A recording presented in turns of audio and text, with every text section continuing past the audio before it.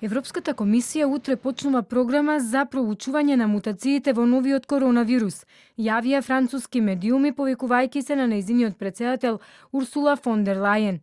Наречена Хера инкубатор, програмата ќе обедини лаборатории, здравствени власти, научници и Европската комисија. Тие мутации многу не загрижуваат.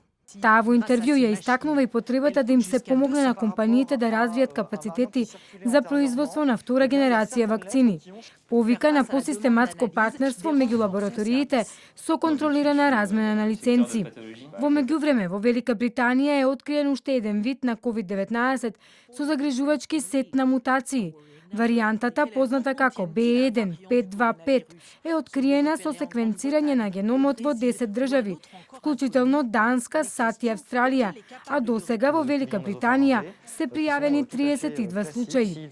Лекарите во Јапонија пак ќе треба да фрлат дел од вакцините на Pfizer поради недостиг на специјални шприцови. Секоја вијала од вакцината на Pfizer содржи количина на 6 инјекции, но само специјални шприцови може да ја извадат целосно. Со обичен шприц пак може да се извлечат само 5 дози од вакцината. Останатиот дел од содржината на ампулите ќе треба да се фрли.